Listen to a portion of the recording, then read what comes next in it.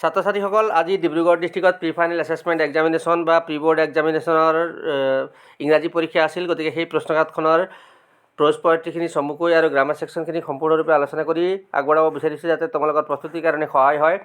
প্ৰথম প্ৰশ্ন যদি যাওঁ তেতিয়াহ'লে চুজ দ্য কাৰেক্ট এনচাৰ বুলি দুটা প্ৰশ্ন দিয়া আছে। দ্য ভেণ্ডৰ ৱাজ চেলিং, বেপাৰীজনে কি বেছি আছিল? চাহ বেছি আছিল ৰেলৰ ডবাৰ মানুহসকলক।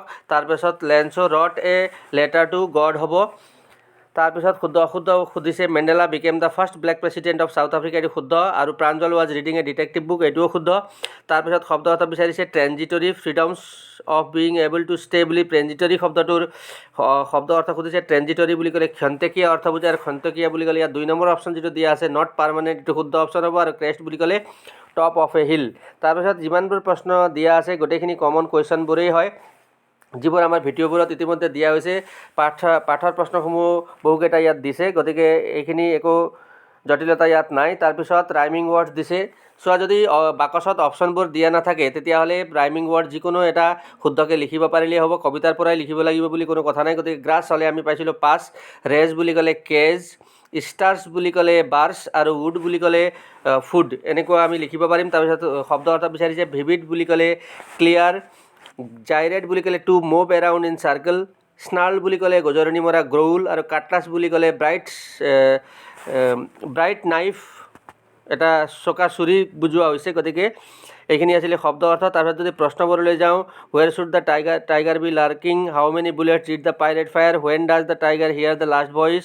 গোটেইখিনি একচুৱেলি চাবলৈ গ'লে কমন কুৱেশ্যন হয়, যিবোৰ আমি ইতিমধ্যে ভিডিঅ'বোৰত আগবঢ়াইছোঁ। কোনো এক্সট্ৰা কুৱেশ্যন তেনেকুৱা দিয়া হোৱা নাই, সহজ প্ৰশ্ন দিছে। তাৰপিছত ডিটাৰমিনেশ্যন প্ৰশ্নলৈ আহিছোঁ। দুটা ডিটাৰমিনেশ্যন দিয়া আছে। Reading is dash useful hobby, useful বুলি কওঁতে পঢ়াটো এটা ইউজফুল উপকাৰী হবি বুলি ক'ব বিচাৰিছে। ইউজফুলৰ উচ্চাৰণটো যদি চাওঁ তাহলে উচ্চাৰণ হয়, অৰ্থাৎ কনচনেণ্ট চাউণ্ড হয়। গতিকে এ ইউজফুল হ'ব। আৰু he has dash friends who stand by him, তেওঁৰ কেইজনমান বন্ধু আছে যিসকল তেওঁৰ কাষত বিপদে আপদে থাকে বুজোৱা হৈছে। গতিকে he has a few friends হ'ব। তাৰপিছত fill in the blanks with correct preposition বুলি কৈছে। প্ৰিপজিশ্যনত he goes to school on foot হ'ব, আৰু Assam is rich in minerals, চহকী অৰ্থত ৰিচ ইন হয়। আৰু কাৰেক্ট টেন্স ফৰ্ম লিখিবলৈ দিয়া হৈছে। 5টা বাক্য দিছে, ব্ৰেকেটত ভাৰ্ব দিয়া হৈছে।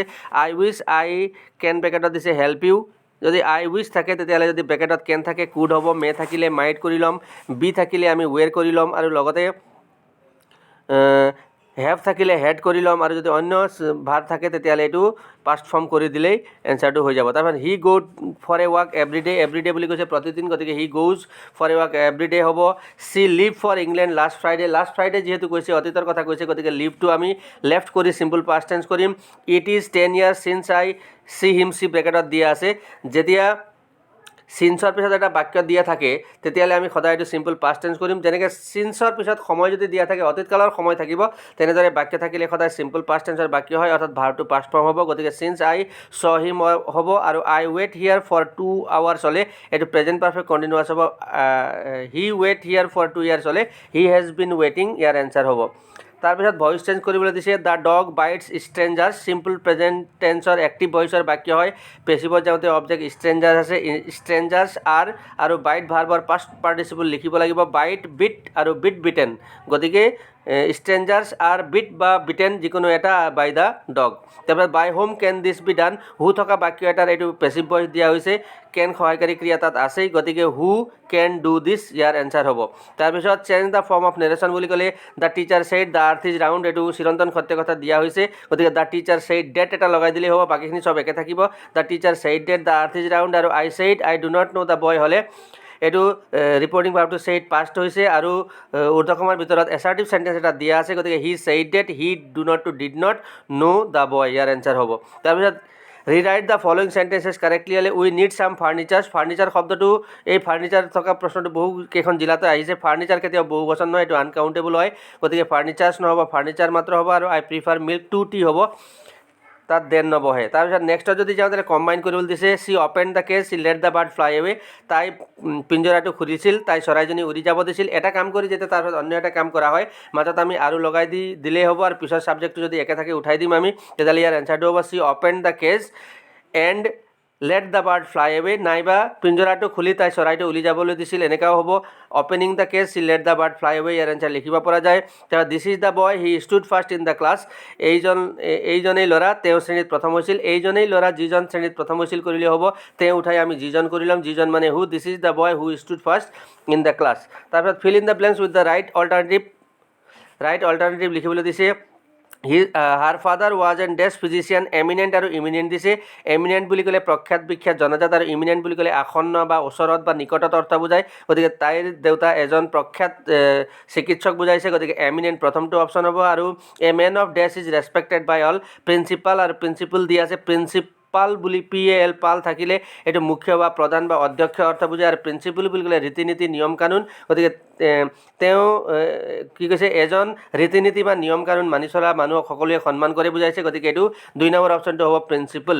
তাৰপিছত চেণ্টেঞ্চ মেকিং দিয়া হৈছে। ব্ৰিং আপ বুলি ক'লে তুলি তালি ডাঙৰ দীঘল কৰা, ইয়াৰ হ'ব Sankardev was brought up by his grandmother, বা grandmother brought up Sankardev. Look into বুলি ক'লে তদন্ত কৰা বা অনুসন্ধান কৰা, you should look into the matter. আৰু ৰান অভাৰ বুলি যিটো দিয়া আছে, এইটোৱে চেপা বা ওপৰেদি যোৱা অৰ্থ বুজায়। The car ran over the dog, এনেকুৱা লিখিলেই হ'ব। তাৰপিছত ৰচনা দিয়া আছে COVID-19 school library your daily life.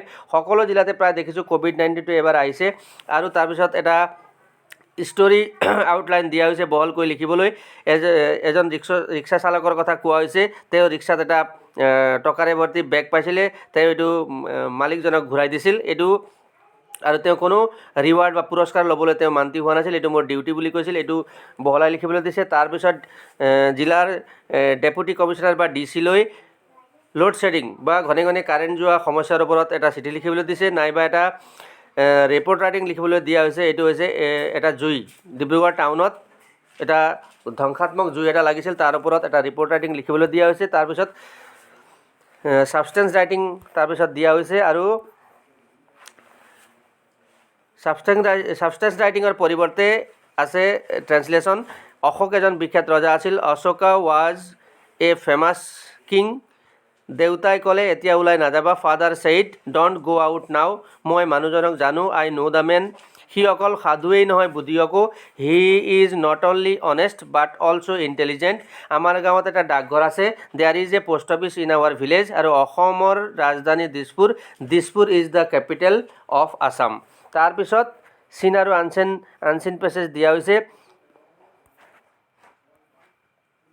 Decade শব্দটোৰ অৰ্থ সুধিছে ইয়াত। ডিকেড বুলি ক'লে 10 বছৰ সময়ক বুজায়। A term of 10 years is called a decade.